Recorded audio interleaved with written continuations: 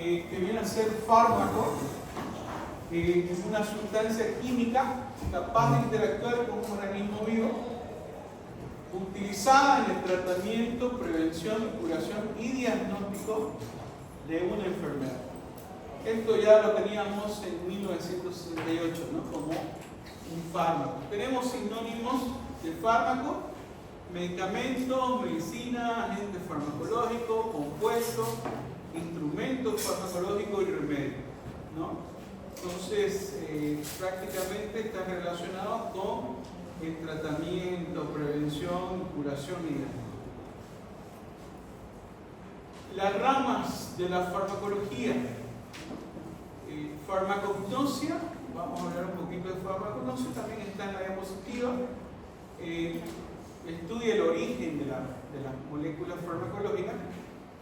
Por ejemplo, tenemos origen vegetal, origen mineral, origen animal, ¿no? Están relacionadas con el origen de las moléculas farmacológicas. El conocimiento es básico, ¿no? Litio, por ejemplo. ¿Qué es el litio?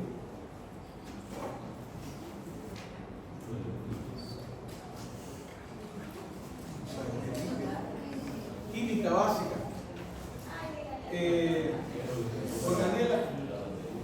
El litio,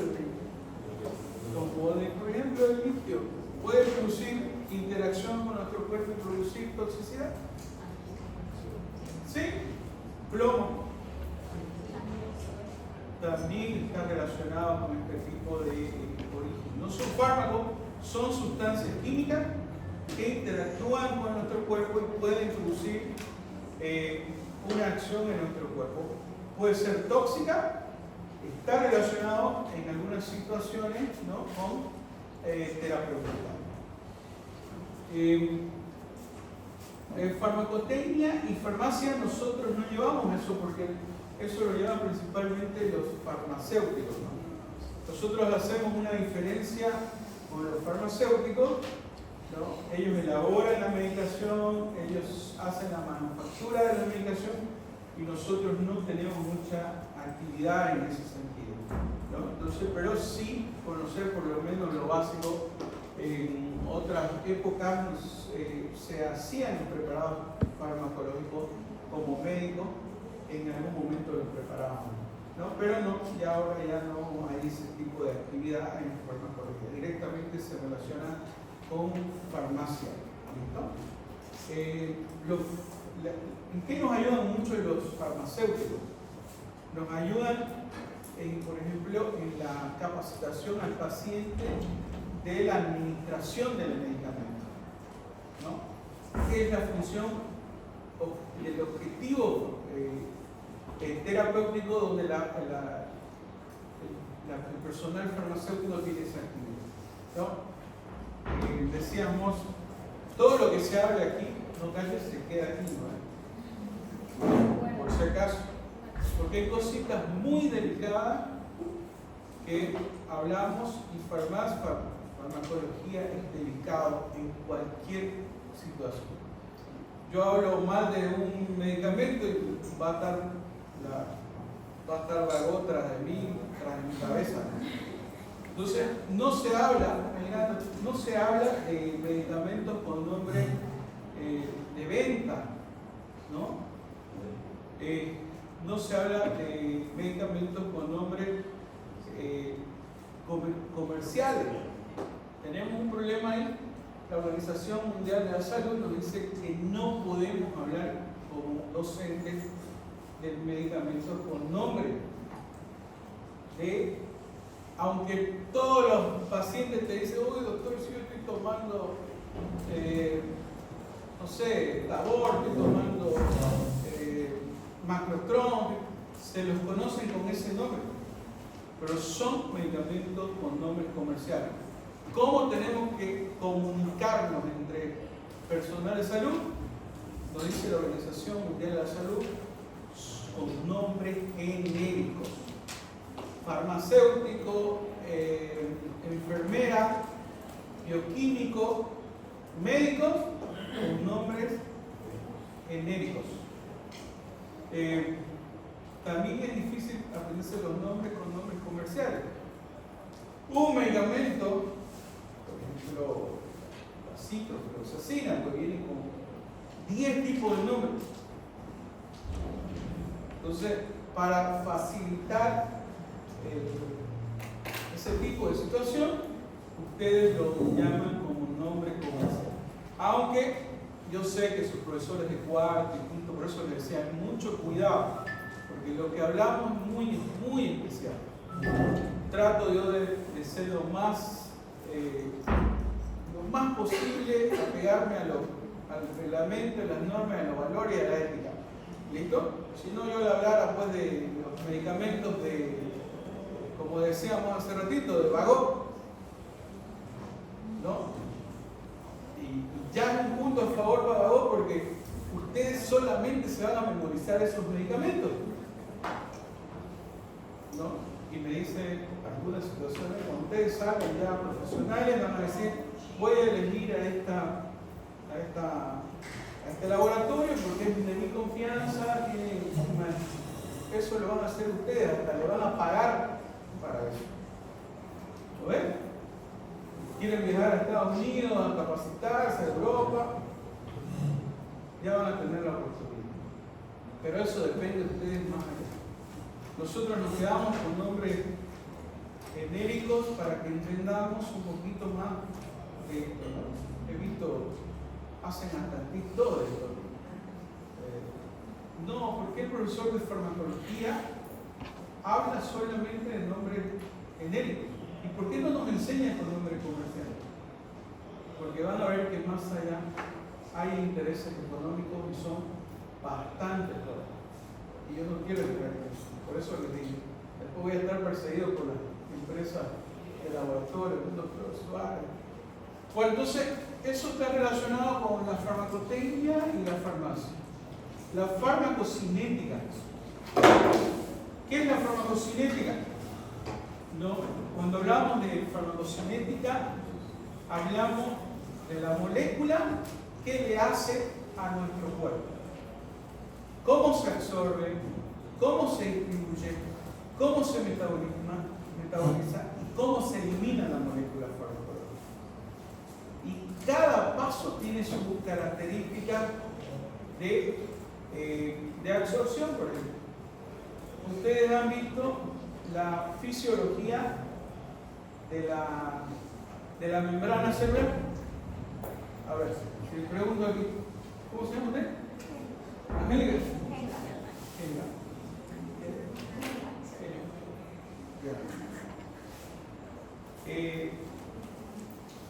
Fisiología de la membrana cerebral. Despolarización, repolarización. ¿Cómo se produce eso? ¿Cómo? ¿Se acuerdan? ¿Cómo se mueven las moléculas de sodio, potasio, por la carga? Muy bien. ¿Qué tipo de difusión tenemos? Difusión activa y pasiva. Activa y pasiva, sin utilización de energía, con utilización de energía. ¿Cómo creen que los fármacos se absorben? ¿Cómo creen que entra a la célula? ¿Cómo creen que se entra y se distribuye en nuestro cuerpo? Sabiendo el conocimiento de fisiología. Los medicamentos principalmente atraviesan membrana a través de la difusión simple. Y ahora, ¿qué es la difusión simple? Den un ejemplo. Esta sustancia pasa de esta manera por este lugar.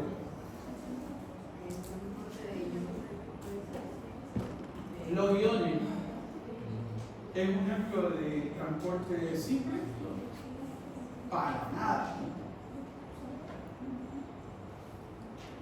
Sí, en alguna situación sin uso de energía. Pero, ¿cuál molécula se absorbe directamente? La agua.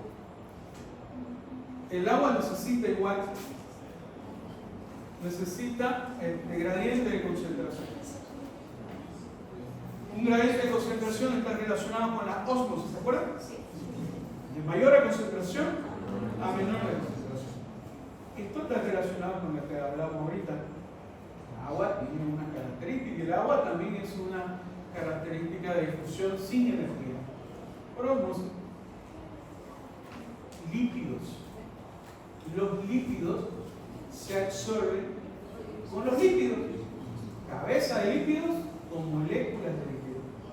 Las moléculas farmacológicas lipídicas se absorben con una distribución espectacular a través de nuestro cuerpo. ¿Pero por qué? Porque la membrana celular tiene esa característica de una difusión simple. No utiliza ni energía, ¿no? Y está relacionado con sus características químicas. Una molécula farmacológicamente, químicamente hablando, una vitamina, que vitamina es liposoluble, eso lo vamos a ver en química. La A, B, estas, por ejemplo, no necesitan ningún transporte de energía porque se absorben directamente relacionadas con el tejido. Tienen una distribución de ese tipo. Ahora, ¿cómo se eliminan esas moléculas si se distribuyen de esa manera? En el hígado o en la célula hay unas moléculas que se llaman citocromo P450 que le dan funciones químicas a la célula. Oxidación, reducción, hidroxilación. ¿Qué es oxidación? Te sigo buscando ahí. ¿Cómo se llama? Carolina. ¿Qué es oxidación químicamente? Toma moléculas de oxígeno para transformar una sustancia liposoluble en hidrosoluble y de esta manera disminuir la absorción de nuestro cuerpo y tratar de eliminar. Estoy hablando de bioquímica. Por eso es importante bioquímica. Pero lo básico, que no se asusten. No vamos a hablar sobre, como el doctor Fabio, un campo del doctor Fabio. No por nada fue mi alumno, ¿no? Doctor Suárez. Pero por lo menos lo básico de bioquímica, ¿listo? Farmacodinamia. ¿Qué estudia la farmacodinamia? Estudia el mecanismo de acción de las moléculas. Ejemplo, ¿cómo actuar? ¿Qué medicamento conocen por ahí? Tramador. ¿Tramador? Ya. Tramador. El tramador. Primero la familia del tramador. Los opioides, ¿no? ¿Cómo actúa el tramador? ¿Dónde va? ¿Cuáles son sus receptores? Como dicen, si es una molécula de la familia de los opioides tienen receptores. ¿Cuáles son los receptores opioides? ¿Cuáles? Mu, kappa, delta. La acción de un fármaco, los fármacos no producen acciones nuevas, por si acaso. Los fármacos o activan o inhiben. No existe el fármaco que va a producir un efecto nuevo en la célula. Tenemos los receptores y tenemos que conocer los receptores. Receptores opioides, receptores simpático-miméticos, receptores parasimpático-miméticos, y cada uno tiene su función dentro de la célula. Los opioides tienen una característica: o actúan en la membrana presináptica o la membrana posináptica, produciendo un efecto, ¿no?, de bloqueo de la transmisión de impulso del dolor, ¿no? Entonces, mecanismo de acción: bloquean los canales de calcio. ¿Para qué? para que no se pueda producir la exocitosis de una neurona produciendo la estimulación para producir una despolarización. Bello el fisiología. ¿Qué es lo que pasa dentro de la célula? Segundos mensajeros se mueven, ¿no? Segundos mensajeros, como la proteína GI, GS, GQ, que vienen a ser o inhibidores o estimuladores, ¿no? Dentro de la célula. Bueno, es solamente un entremedio de lo que es el mecanismo de nosotros. Anoche, por ejemplo, se atendió una paciente un pacientito con cálculo renal. Llegó con un dolor terrible. ¿Dónde llega el dolor? ¿Quién ha tenido cálculo de renal? ¿Nadie? ¿Nadie ha tenido?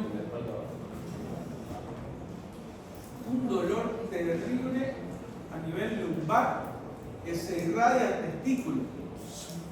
En hombres, en mujeres va hacia la fosa ilíaca, ¿no? Pero un dolor terrible. Y bueno, no pasó, el dolor no hizo nada, el metamisol nada, iosina nada. Utilizamos el tramador. No fue más. Se durmió el paciente. Se dejó. Charlín durmiendo. Pero es para el dolor.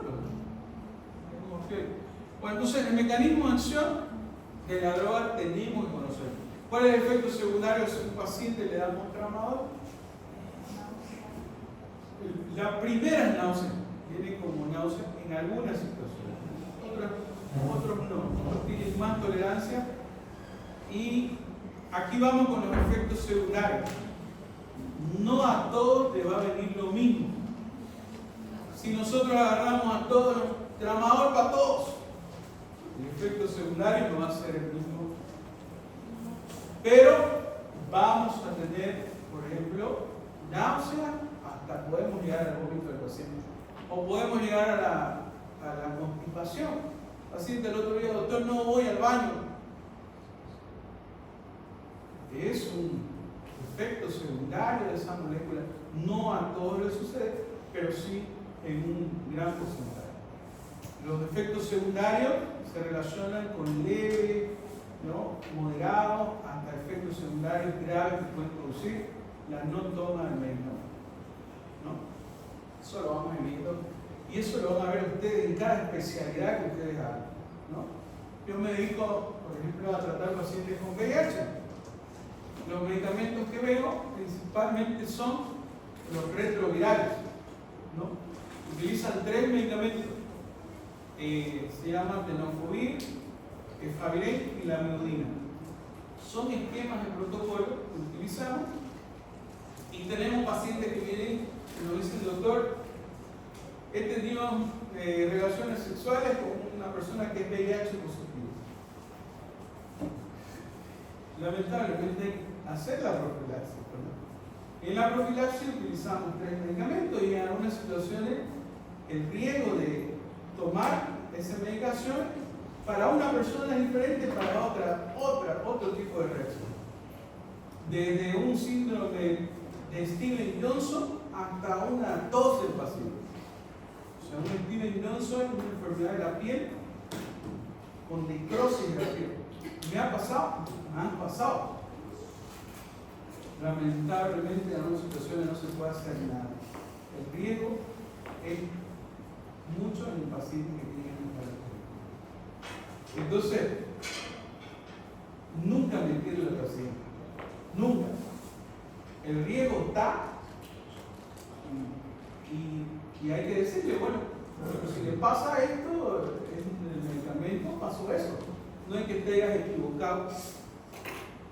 No es que hayas hecho mal el tratamiento. Lo hiciste bien, me dirán, doctor, pero tendrías que hacer la prueba de tolerancia, la prueba de alergia. Haciendo la prueba de alergia, también tenemos problemas. Lo único que nos salva como médicos es colocar en la historia clínica o en el recetario que tiene que hacerse la prueba.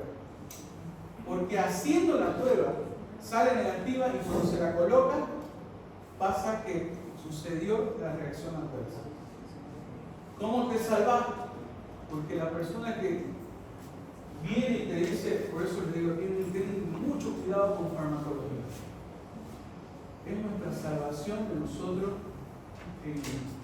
en conocimiento a personas que no conocen el fármaco. Porque al ratito dice que el doctor se equivocó. Le dio un medicamento que le provocó esta reacción y el paciente murió. ¿Puede suceder? Puede suceder. Pero ¿cómo nos salvamos de esto? Estudiando farmacocinética, farmacodinamia, haciendo lo correcto en el recetario, dando la dosis correcta, no equivocarse con las dosis. Hay que conocer la presentación del fármaco, hay que conocer cómo dar el fármaco. Me decía un paciente, doctor, yo voy a tomar la INH, isoniazida, no sé si ustedes han escuchado. La isoniazida sola se da para profilaxis de pacientes con TB, contacto con personas. Y me decía, doctor, esta tabletita que me está dando usted, ¿me puede dañar la mucosa gástrica? Si te preguntan algo de eso, y tú no conoces ¿por qué? Porque me preguntó, me dice, doctor, me ha dicho mi amiga que este medicamento produce úlcera gástrica. Y la respuesta es, no produce úlcera gástrica. ¿Pero por qué? Porque no es gastrolesivo, no inhibe la ciclooxigenación, pero no inhibe lo que es la formación de prostaglandina a nivel del estómago. ¿Pero qué produce? Produce déficit de ácido fólico. ¿Y cuál es el síntoma o síntoma del déficit de ácido fólico? Problemas neuropáticos a nivel periférico. El paciente a los 3-4 días te está diciendo, doctor, tengo un dolor en mi pierna, en mi pie. Y cuando te acordaste del efecto secundario ya es tarde. Porque tuviste que darle en el momento que le diste la medicación, el medicamento que faltaba. Te equivocaste. Eso es negligencia. Pasa todos los días. ¿Por qué? Porque tenemos déficit de farmacología. Todos tenemos déficit. Por eso hay que conocer. Entonces ahí está la farmacodinamia. ¿No? Sabemos que tiene un efecto, pero ese efecto primario puede tener un efecto secundario o puede tener un efecto de este tipo. ¿No? Bueno, la farmacogenética, el boom de la oncología hoy día. ¿No? La oncología está relacionada principalmente con fármacos nuevos que se relacionan con una terapéutica adecuada para ese tipo de paciente y ese tipo de cáncer. ¿No? Entonces, la investigación en farmacogenética recién está en pañales en farmacología. Hay harto que estudiar. Sabemos cómo está formado el gen, sabemos cómo podemos resolverlo farmacológicamente en las situaciones y esto está marcando un antes y un después de la farmacología. La terapéutica es la que vamos a hablar bastante. Se relaciona principalmente a lo que es protocolos terapéuticos en diferentes tipos de patología. Farmacoeconomía, ¿tenemos que saber eso? Sí, tenemos que saber cuánto vale nuestro fármaco. Porque saben qué hacen con sus recetas. Si ustedes dan una receta que no va acorde con la parte económica del paciente, van y la botan. Porque no tienen la posibilidad de comprarlo. Pero también en esto hay que ser justo con el paciente. Decirle, Si ustedes están eligiendo un fármaco con características económicas caras, explicarles por qué lo están haciendo. Porque van a decir en la farmacia, vayan a la farmacia y le dicen, denme por favor un medicamento para los hongos. ¿Cuál quiere? ¿El que vale 80 bolivianos o el que vale 2.50? ¿Qué escoge la persona? Algunos dicen, denme el mejor. Otros dicen, no, ese de 2.50 por favor, porque está dentro de su bolsillo. En este país todavía estamos así. Tenés que poner en tu bolsillo. Es raro que tengamos medicamentos en todas las formas. La farmacoepidemiología estudia lo que hace un fármaco en una población. No sé si ustedes escucharon de la talidomina. En genética, en biología siempre se lleva eso. ¿Qué produce esta molécula farmacológica que se utilizó en personas gestantes para el vómito? Y sale ahí un bebé con unos piecitos unidos que se llama así singomielia, ¿no? ¿Produjo eso? Una enfermedad, una patología relacionada a un tipo de persona y con estas características. ¿Qué pasó con el COVID? ¿Ustedes estaban de cuántos años cuando hubo COVID? 16 años. ¿Saben cómo venían los protocolos? En las facturas de crédito. Ahí, atrás. Increíble, o sea, no sabíamos para dónde estábamos de ir. Todos perdidos. Decíamos que el medicamento que no teníamos ni idea cómo era su mecanismo de acción, lo tomamos y se vio que las personas que lo tomaron murieron por arritmia cardíaca, más que por el mismo virus. Entonces, esto más, ustedes saben, ¿no? Decían, tomen, ¿qué decían? Ivermectina.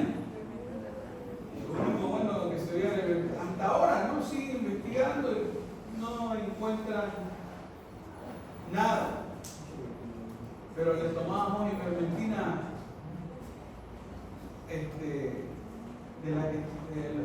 para veterinaria me acuerdo bien eso, porque iban algunos y le plantaban como 500, 350 ml de ivermectina líquida. ¿No? ¿Qué sirvió? Bueno, todos queríamos vivir. ¿Quién quería morir? ¿Usted quería morir? ¿Por qué? ¿Quién quería morir? ¿Quién dijo yo? ¿Usted por qué se quería morir ahora? Un chiste. Ah, un chiste. Bueno, ya. Entonces, la farmacovigilancia se relaciona principalmente a la observación del fármaco desde el momento de la administración al momento que termina la terapéutica. Nosotros no hacemos farmacovigilancia, tendríamos que hacer la farmacovigilancia con nuestros pacientes, pero normalmente lo hacen los farmacéuticos, que lamentablemente nosotros nuestro sistema de salud pues, no es tan bueno como en otros lados, entonces nosotros tenemos que hacerlo como médicos. Cómo está yendo el fármaco, si tuvo un efecto secundario, si no pudo tomar el medicamento porque era muy grande la tableta, si se olvidó de tomarlo. La farmacovigilancia estudia todo eso. Y es importantísimo, por supuesto que sí. Y por supuesto que viene a ser la toxicología, que es ya una característica del medicamento que ha producido un efecto nocivo a nuestro cuerpo. En algunas situaciones, ¿no? Nos dicen que la dosis hace a la toxicidad, ¿no? Dosis adecuada, dosis dentro de los parámetros, no produce toxicidad. pero hay medicamentos que hacen necesidad de esas dosis, ¿no? O sustancias químicas que pueden producir toxicidad. Ya vamos a ir hablando de eso igual.